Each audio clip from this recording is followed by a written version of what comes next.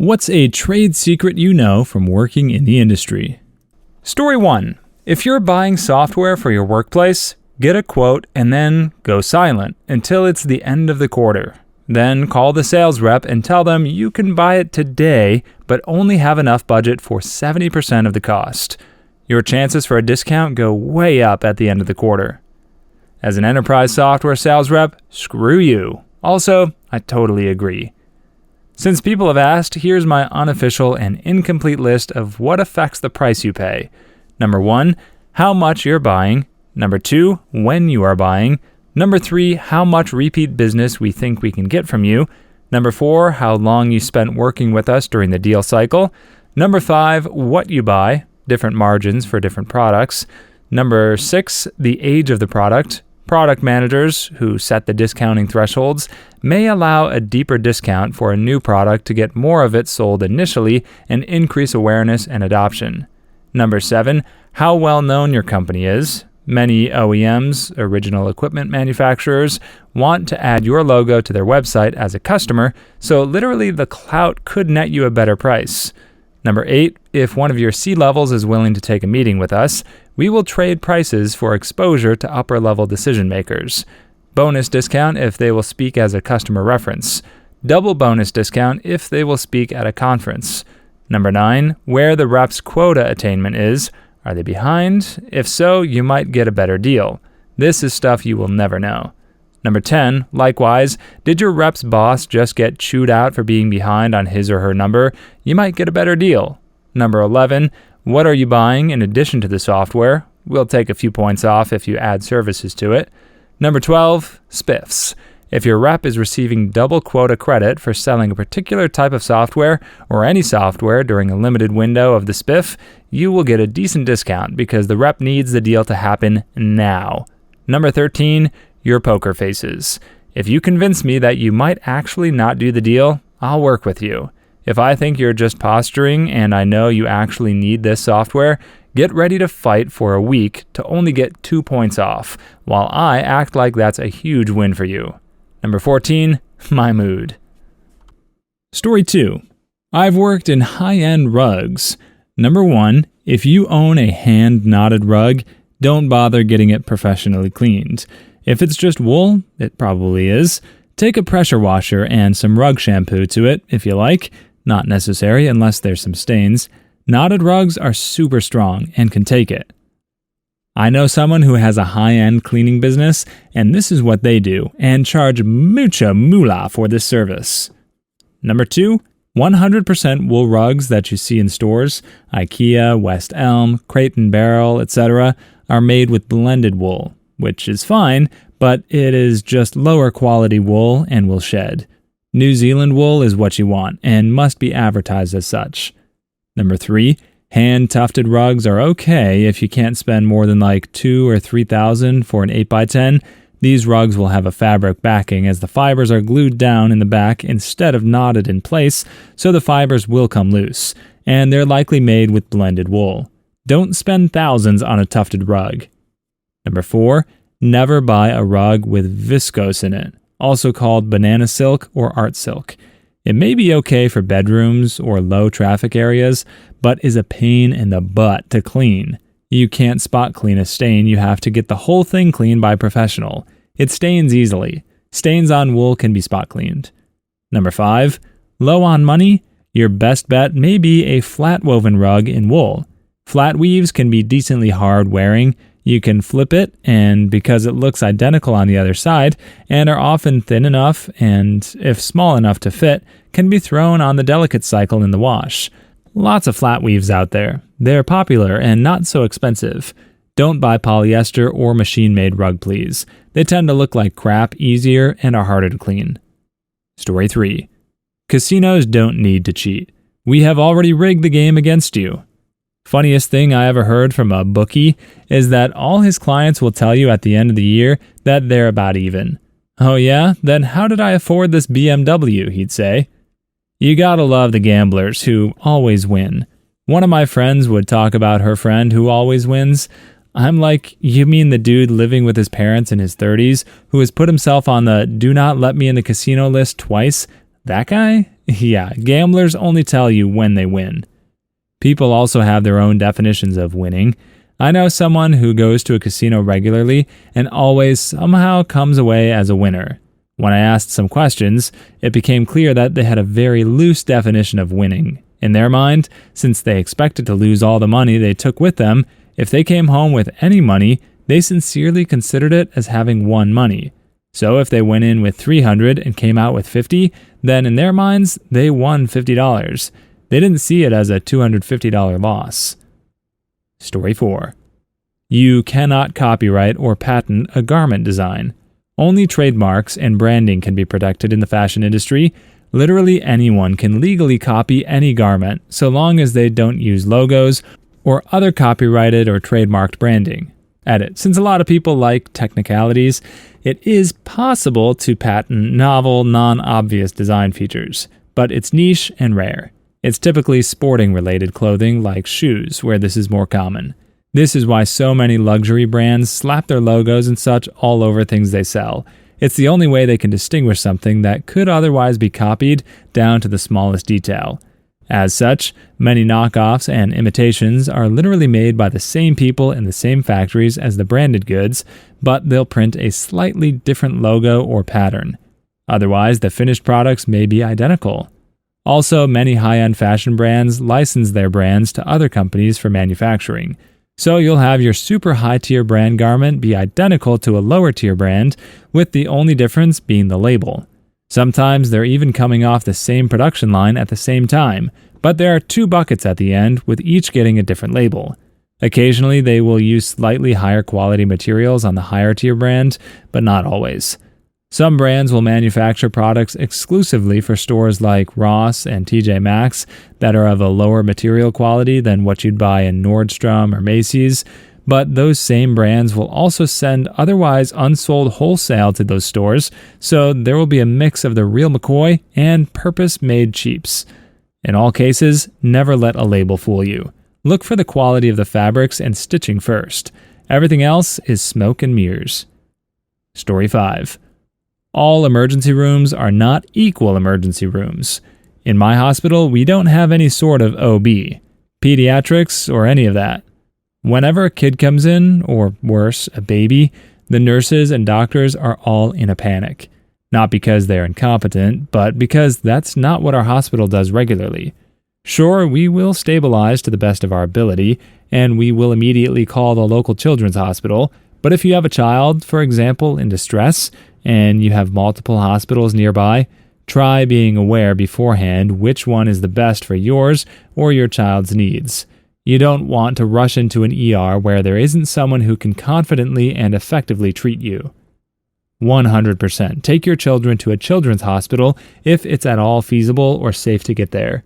It's night and day. Children's hospitals are amazing at what they do, in both providing pediatric care and dealing with families. I can't thank them enough for the care they've provided my children over the years. 2 times we've taken our kids into a regular ER. Once, a misdiagnosis that caused a lot more misery and pain. The other, the doctor got straight kicked in the face by an angry toddler during stitches. Story 6. Having a crew that can pass a drug test is not the same as having a drug-free crew. When one guy can pass a drug test, everyone can pass a drug test. My last job, I got randomly drug tested 3 times in that many weeks, as the company I worked for was more than 98% certain I was the only worker out of the 9 guys running the whole processing plant that could pass the test. That happened to me in high school sports. The coaches can submit suggestions of who to randomly test. They knew I was a good kid, and they were trying to make sure they didn't lose other players who likely wouldn't pass.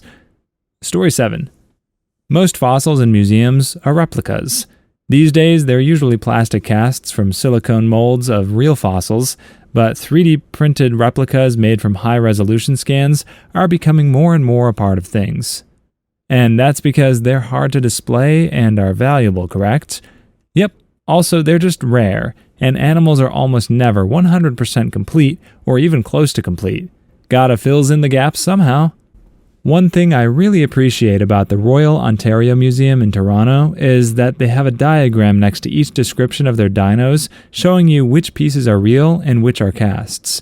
With a couple of them, it takes away a bit of the magic. There's a huge dyno in front of you, but then just 2 or 3 bones are real, but I appreciate the honesty. Story 8. Attorneys can only remember the details of about 20 to 40 cases at a time.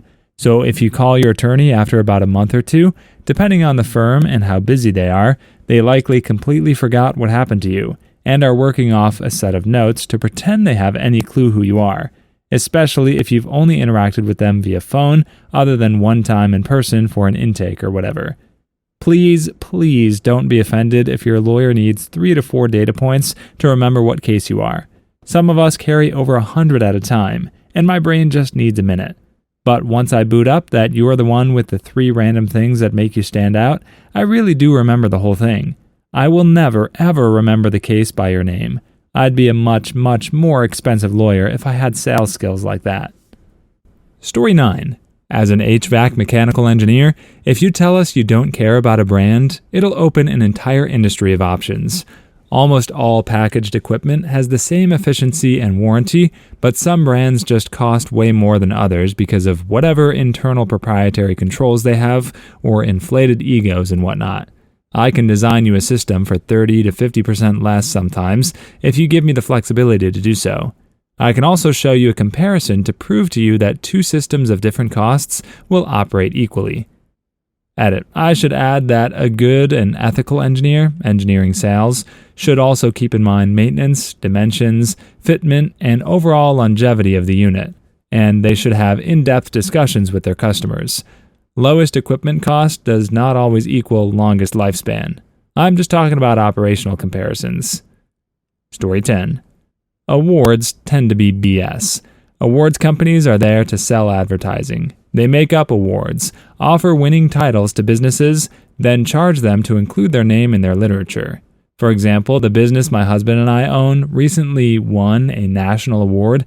We were even asked what award we'd like to win. What's the title of the award you feel you'd be best suited to? We could have made anything up, and we'd been given it. Best XYZ in the known universe. To receive a certificate, we need to pay them £70. For a trophy, it's £225. To have a quarter-page spread in their magazine, it's £650. For a featured article, we must pay them £2,000. It's a load of BS. Nobody ever remembers who gave the award, and frankly, we aren't daft enough to pay for a featured article nobody will ever read, so we just use the term award-winning in our own advertising now. Story 11. If you're involuntarily kicked off a flight because of oversales, you can demand cash instead of a voucher. Scroll down to involuntary. From what I have heard, if you volunteer your seat, you can possibly negotiate not only even more money, but a hotel and or a meal. Airlines would rather do this than make someone mad by forcing them off the flight. My mom worked her magic once and offered our seats on an oversold flight for a voucher. The airline told her our tickets would be redeemable anywhere in America, so she said, "I'd like 6 tickets to Hawaii then," and I'll never forget the look on the clerks' faces. They argued with her for a bit, but eventually relented, and that's how I got a free trip to Hawaii. I love you, Mom. Story 12. We did find and file that bug in your favorite video game. Our leadership just decided it was okay to ship with it. It's fine, ship it. Gaming corporate mantra.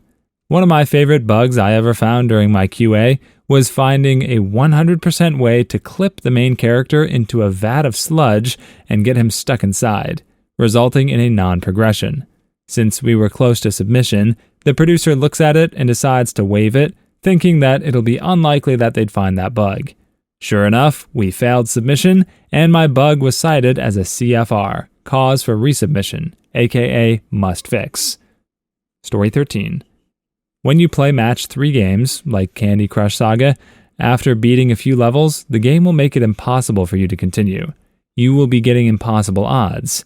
If you put your device aside and return after several hours or a day later, you will find the previously impossible level to be easy AF. It's a mechanism to prevent people from burning through hundreds of levels in one go. Does this apply for Duolingo too? Unfortunately, no. Duolingo uses linear and characterized patterns of difficulty spikes. Sadly, the only real answer is to get good. Story 14. I doubt this will be too interesting to most of you, but if you buy 100 tons of straight rebar, you're only getting like 95 tons of steel. ASTM allows the rebar to be up to 6% lighter than the nominal weight per foot, and so it saves on raw material if you aim to run 4 to 5% light. However, rebar is tested based on the nominal weight per foot, so 2 pieces of rebar with the same strength will be able to hold the same amount of force, even if one is thinner than the other. Same for all structural steel, but we never aim to be light, ever. That was a recipe for accidentally being too light, especially in a mill without tension control. Story 15. Things may have changed in the past few years, but plastic is hardly ever recycled anymore. It used to be shipped to China for processing, but even they had a hard time with the amount of pollution and toxic waste produced by recycling it. Now it will get shipped to other countries in Asia, where often it just gets dumped into the Pacific Ocean. A lot of municipalities just add it to a landfill. On the other end of the spectrum, aluminum recycling is amazing. Story 16. Most electronic medical records allow providers to put pop-up warnings in your chart if you act verbally or physically aggressive. If you yelled at the ER nurse in 2017, the medical assistant you called today begging for a last-minute appointment can see it. It comes up as an aggression warning. We can also see if you're an elopement risk, high fall risk, are on seppuku precautions, lots of EMR banners. Elopement equals runaway in this context. Story 17. If a medical professional ever suggests you get a second opinion, that is, a nurse at the doctor's office, it can be code for they are concerned about the quality of the medical care you're currently receiving, and that you really should get that second opinion. A nurse saved me by doing this when the doctor blew off a positive result as a false positive, then did it again 6 months later. I'd probably not be alive if it wasn't for her, and if the doctor has handled the first result properly, my quality of life would be much better. Thank you, nurse. Story 18. Some musicians use a teleprompter, so they don't forget their lyrics during concerts. I know this because I did it for a few years. My boss ran a teleprompter for Tom Petty for over a decade leading up to his death. It's a strange, very small community of teleprompters in music. This makes sense to me. If I was a singer, I'd either need a teleprompter or be known as the artist who spontaneously makes up new lyrics during shows. Story 19. At any given point in time, roughly 10 to 20% of the entire internet has a dev team in an absolute panic state. The websites you use for every aspect of your life are held together with duct tape and shoestrings. Story 20. If you ship through FedEx Express, if you're sending many packages or envelopes to a single stop, ship one priority overnight and the rest standard. They'll be delivered together with the priority package. Express Courier here. This is on point. I hate having to double back to a stop. So if I see a business priority and 3 more standards, I get giddy because I can do that stop as one instead of 2 separate ones. Oh crap, this is a real life hack here. Story 21. Tourism industry here. Look up when peak season is for the destination you're looking at. There are usually cheaper prices at the beginning and end of the season. Try to book at the beginning of the season. Seasonal workers work themselves ragged and are usually completely burnt out at the end. At the beginning of the season, everyone is stoked to start making money again. Is there anything wrong with just booking off-season? Story 22. Work for an optometrist. If you find a pair of glasses in a clinic that you like, they are likely marked up by 2.5 or 3 times. There should be a number on the inside arm of the frame. It should be like AK2073 or something like that. Look that up online and buy it straight from the manufacturer. Probably will be less than $100. Don't pay full price for glasses. Story 23. For every publicly announced data breach, whether that be a confirmed leak or the identification of a security flaw, there are 50 other such incidents that companies swept under the rug. Data security is complicated, and most organizations don't have the proper expertise to secure their data. I would go farther and say there are probably lots of companies that never even knew they were compromised. Story 24. As a freelance photographer, most magazines and newspapers don't pay you for using your photos. They offer you photo credit only. If you ask to be paid, they just get a similar photo from someone else. Also, if you have a unique photo or video, always go non-exclusive and sell it to everyone. You get way more that way than just selling to one as an exclusive. Story 25. Arcade crane games have knobs inside that let you control how strong the claw grabs. So you basically make the claw really weak strength, and then there's a setting in the motherboard to make the claw go full power after a certain amount of play. Whatever the arcade or owner decides how often they want people to win. Story 26. Calls are not being answered in the order received. And let me guess, it's not unusually high call volume. It's that they just haven't hired enough people to answer all the calls in a reasonable time frame. Also, the menus haven't recently changed. Story 27. Worked in high-end golf clubs for years. Almost all politicians register their handicap scores under a false name. The USGA handicap records are technically public information, and people would be pretty ticked off if they knew how much time these guys actually spend playing golf. Story 28. The reason why celebrities always look good in whatever they wear is that the clothing is tailored to their exact measurements. Shoppers will buy the size closest to, take it to someone to alter, and then deliver it. Yes, even the t-shirts. Story 29. A certain 48-inch interstate natural gas pipeline valve is being kept open by a strategically placed piece of 2x4 lumber. If the valve was closed, millions of people would be without natural gas quickly. Things like this make me wonder how fragile the world really is. Story 30. Movie industry.